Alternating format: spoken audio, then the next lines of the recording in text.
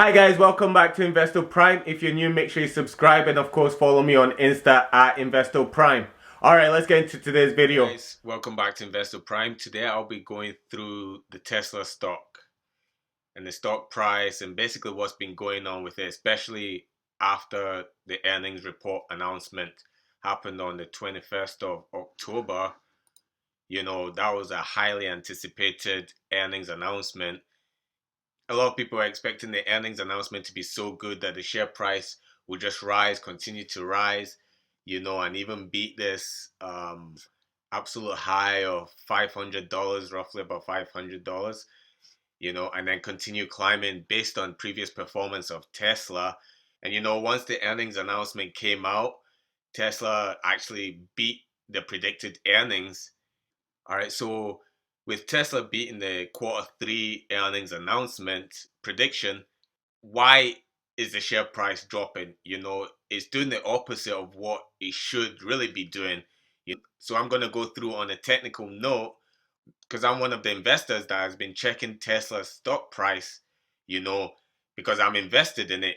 So from my last analysis of the Tesla stock, I had a very good ascending triangle pattern forming, which the share price was actually conforming to the ascending triangle, you know, which gave me confidence that it was going to continue rising and even break out the resistance.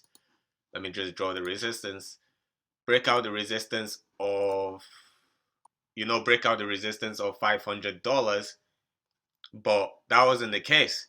You know, it pretty much got to a temporary resistance that it had reached, which was lower than the 500, the resistance of $461.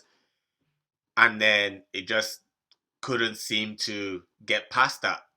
You know, it set the resistance on the 15th of September, then it retested or it tested this resistance on the 14th of October. This was prior to the earnings report, you know, and then since then it hasn't come back to retest this. You know, it's just been falling. So this looks like actually a very strong resistance has been formed of $461, you know, and we don't know about the $500 how strong a resistance this is because it hasn't been tested before, but it's definitely a resistance line to look out for or a resistance area to look out for. Okay, let me just move this out of the way. All right, so the ascending triangle pattern that I had in the last video, which was starting from the 11th of October and continued to rise, effectively breaking this resistance.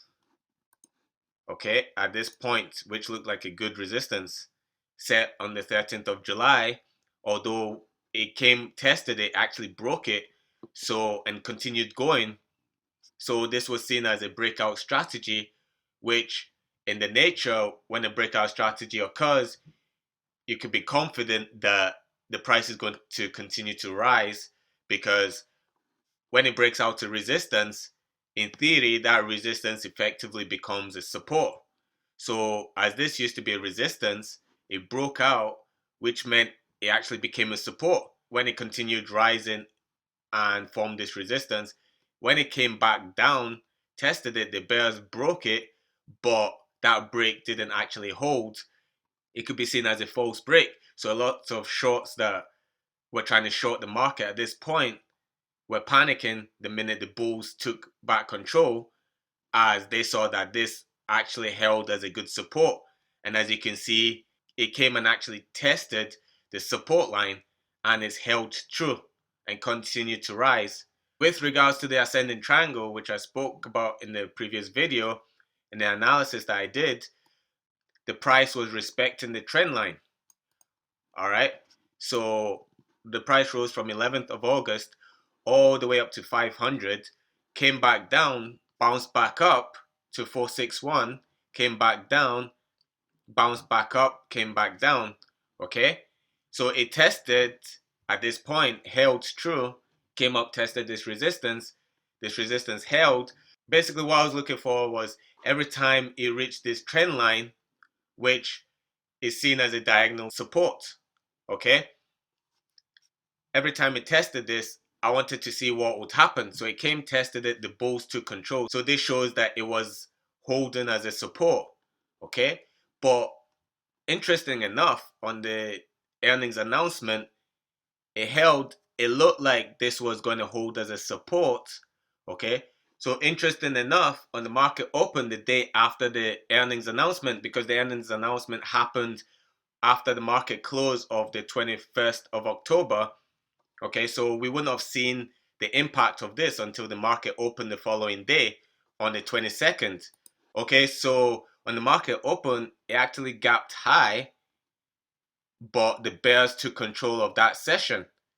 It pretty much closed right on the diagonal support, or the trend line. So I wanted to know what would have happened the next session.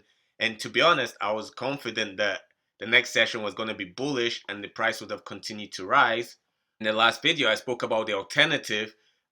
What if the trend line was broken and the bears took control and continued going? How that movement would have happened? What I would have done as a contingency in order to hold my shares or sell off some of my shares or sell off all of my shares. If my confidence that the ascending triangle wasn't a very good one, okay?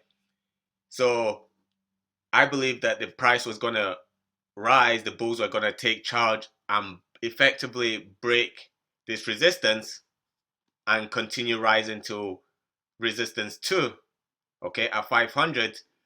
This wasn't the case because the session on the 23rd of October was actually gapped down below the trend line. All right. And the bears actually won that session. So that wouldn't have been a good time for me to just relieve all my shares and just say, you know what, leave it, let me jump ship, etc. I've lost faith in Tesla, everything, start panicking. I held onto my shares because I wanted to see if there was going to be a gap back over that, over the trend line and continue rising. All right. But it seemed like the bulls tried to bring the price back over the trend line. All right. So at this point here, the trend line effectively became a resistance. It wasn't confirmed yet, because it was just one session it happened, I always look for a confirmation. So the next session, it was bullish. Okay, the price started rising. So I was like, okay, you know what?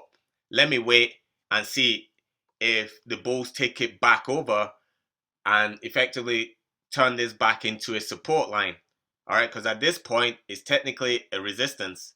All right, so the bulls tried to take it, but the next session, the bears showed that they actually had full control of the market, and they tested the resistance of this trend line, and lo and behold, the bears showed that this is actually a strong resistance, or for the time being, is going to be a strong resistance, So I thought, okay, you know what, let me relieve some of my shares at this point, because looking at it on a fundamental side of things, the way institutions and banks and basically people with a lot of capital that actually influence the market with their orders, the way they work is they want to buy huge positions, okay?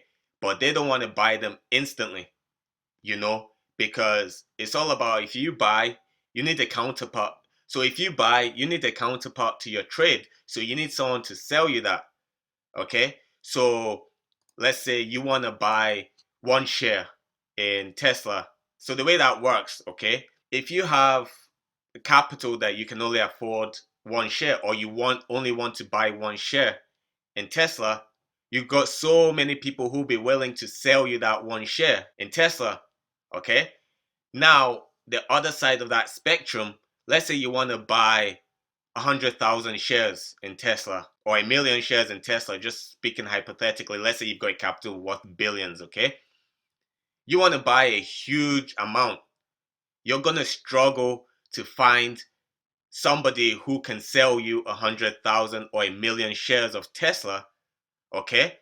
So the smart thing to do would be to buy in small increments, okay? So you buy, like, let's say if you're an institute, you want to buy 100,000 shares, okay? you will buy them in increments of maybe 1,000 shares a day or 1,000 shares half a day or a week. Basically, you buy small amounts, position sizes to build up to that 100,000 shares. Okay, that's a lot easier to get because there's a lot more people who can sell you 1,000 shares than there are who can sell you 100,000 shares. Okay, and the same vice versa if you're a seller. All right, so if you want to be accumulating a huge position, maybe institutions, they want to raise this price way above 500. Okay, so they want to buy a huge position.